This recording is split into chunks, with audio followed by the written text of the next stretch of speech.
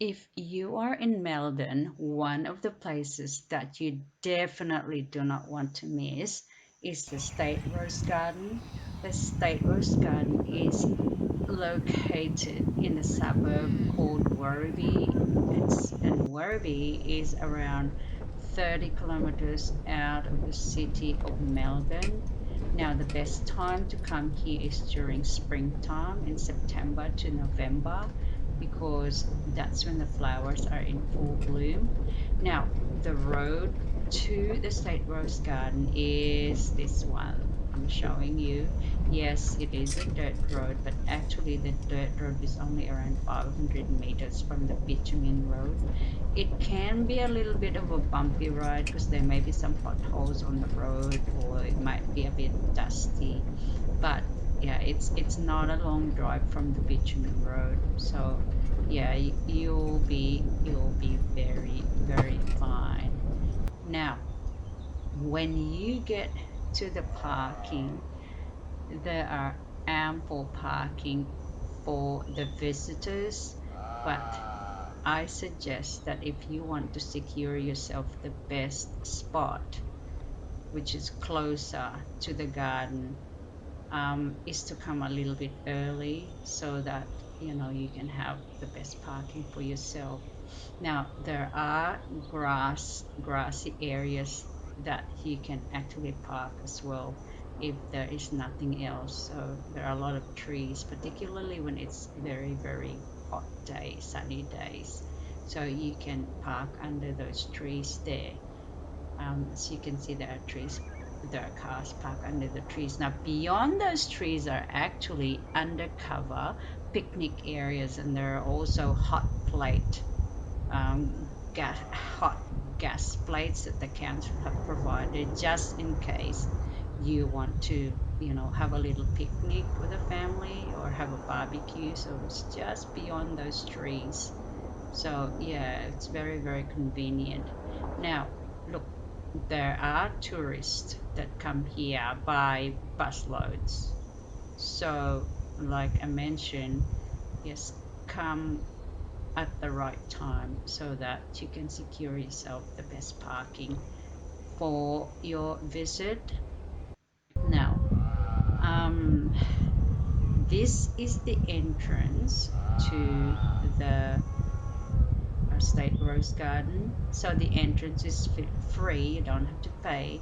That's the same as the parking as well. So parking and the entrance is free. So it's really good for everybody to enjoy. Now, going into the Rose Garden.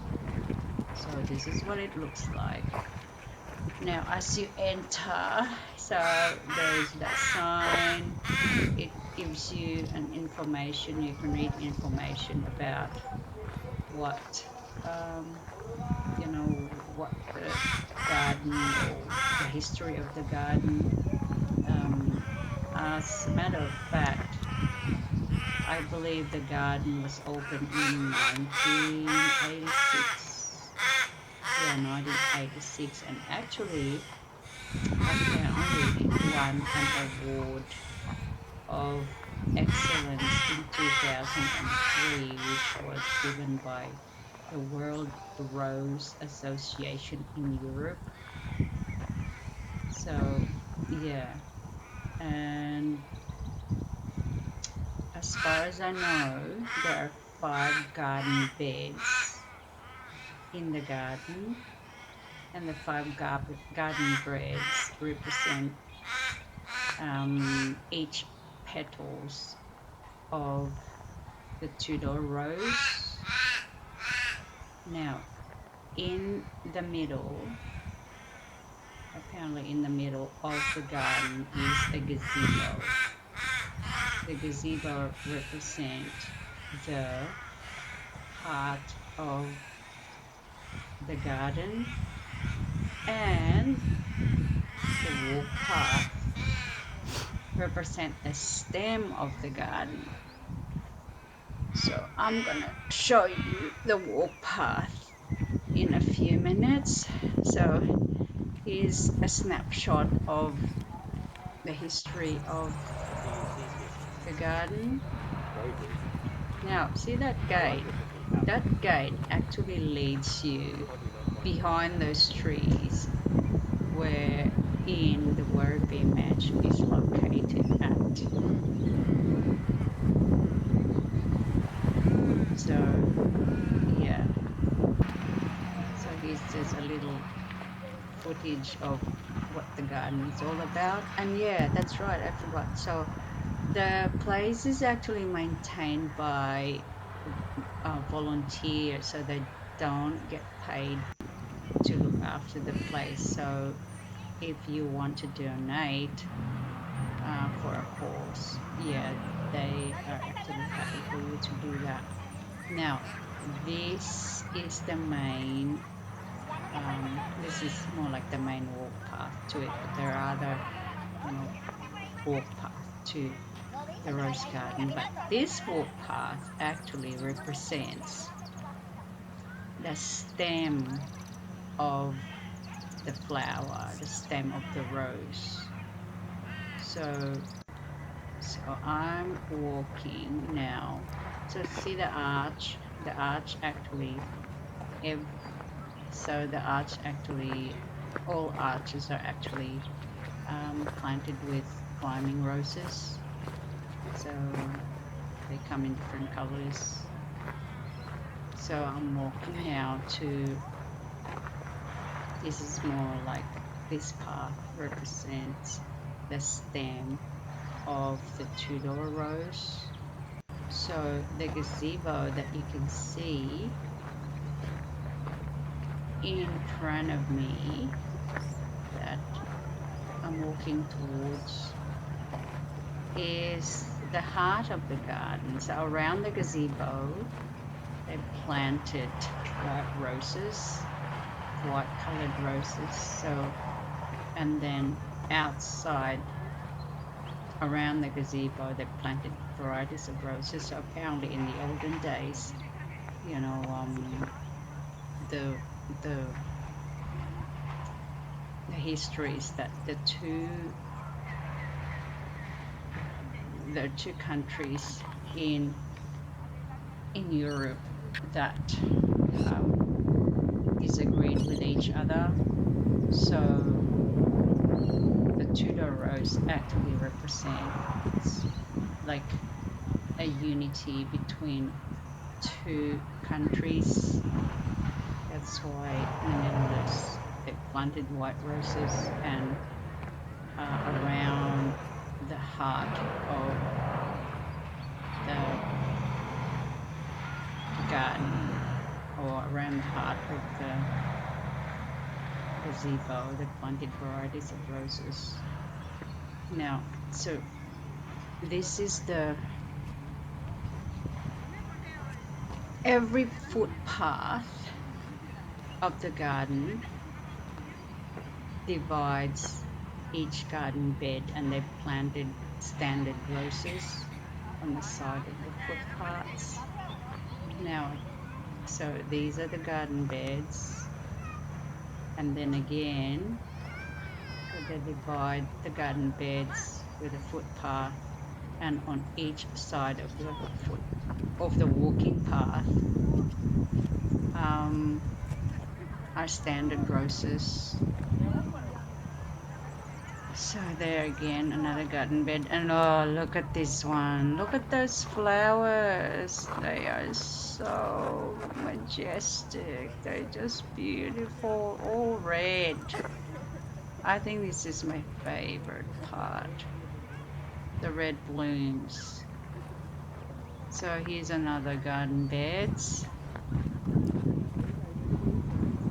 Okay, so, and then here's another walk path which divides its garden bed. You notice that they use one color for each standard roses that they plant on each side of the garden beds. And let's see, so, and there are benches around the gazebo that you can sit on if you feel a little tired, or if you feel like you just want to have a break, or you just want to enjoy the time of being there. So yeah, so those benches you can sit on. Isn't this beautiful? Oh my goodness. It's just so relaxing. It's just wonderful. It's just majestic. Like it's just so well maintained. So we need to we ought to thank those people that volunteer to come here and maintain this place. See, you notice that each garden bed are planted with the same variety of roses and the same color. So this one is, I think this is white roses. So those are standard roses. So here's another garden beds. And my favorite, look at that. Oh, this is the good thing about this place is that it's so picturesque. Like a lot of people come here to take photos or to do photo shoots, and also apparently people come here to do photo shoots for birthdays or weddings or different occasions. But I think you need to ask permission to do that. So if possible, people are not allowed to pick roses, and that's just understandable because it's free to come here. So you know, it's just respectful to leave the roses alone, so to speak. Now, let's just see. Actually, on the end, on the top end of this garden, I will show you afterwards what's on the top end of this garden. So here's just another garden beds that you can look at. There's another bench again. So and I'm just showing you a footage of the view while I'm in the heart of the garden. So this footpath or the walk path actually leads to the top end of the garden. Now on the top end of the garden is another garden bed that is shaped like a rosebud. So yeah, it's shaped like a rosebud. So in that garden bed they have actually planted all English roses. So I'm just gonna stop here and see that those two hills, actually you can climb up there and take footage of the whole garden. Now this is what I was talking about. So this garden bed is actually shaped like a rosebud, and all the roses here are English roses. So I'm just gonna walk. Can you picture the shape of this garden bed? Can you picture a rosebud in your head? So that's the shape of this garden bed. So all the roses that are planted here apparently are English roses. Oh, look at that. Picnic. That's a great idea. Now, see, and just going back. So all these roses are English roses. Now, I wish I have a garden like this. My goodness, too much maintenance. But it's all worth it. So it's not I'm actually lucky that it's not that busy today. There are not very many people here because, well, I came at the right time. It's not that busy. So there are not very many people crisscrossing in front of me while I'm taking footages of the place. Now I'm going now to the other garden bed, which is actually this is the leaf of a rose. This garden bed is shaped like a leaf of a rose. Now in this garden bed, they have planted Australian roses. So all Australian roses.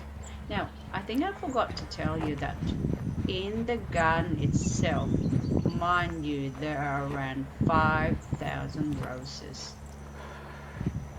that have been planted here. So 5,000 roses. That is a lot of roses and 5,000 varieties of roses from many different places. Now, so I am just walking now on the edge of the garden, which is supposedly shaped like a rose. So, as you can see, some of the roses are starting to wilt, so they have died off. That's because it's now in the month of November and it's the end of spring season, so the flowers are actually starting to die off.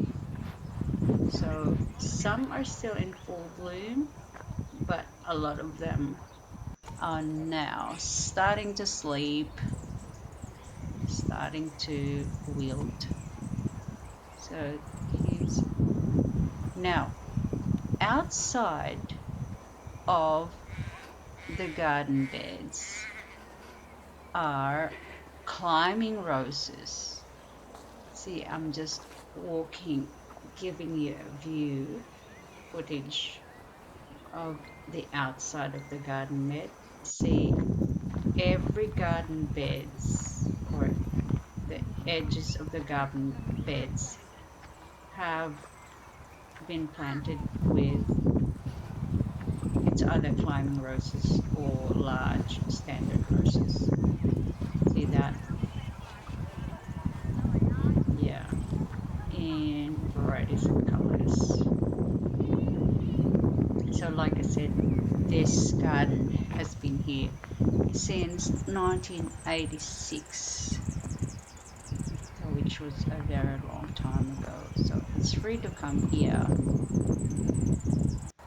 You don't have to pay to come here. Just enjoy.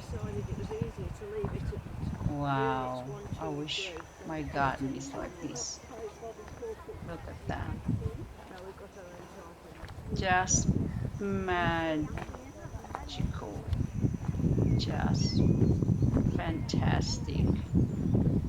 Just so adorable. Like I said, I wish I have a garden like this, but actually, I'm not too far from the garden, so it's quite convenient because I can come here quite often.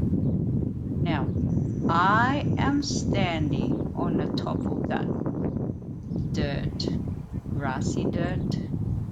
So this is the view of the garden from the top of that hill. So you see, I'm not sure if you're able to see the gazebo in the middle, which has got a green roof. So this is the walk path leading to the rosebud. The rosebud, remember I told you the rosebud and all the roses that they planted are English roses. And then look on the left hand side is the leaf of a rose. It's a garden bed shaped like a leaf of a rose. And all the roses that have been planted there are Australian roses.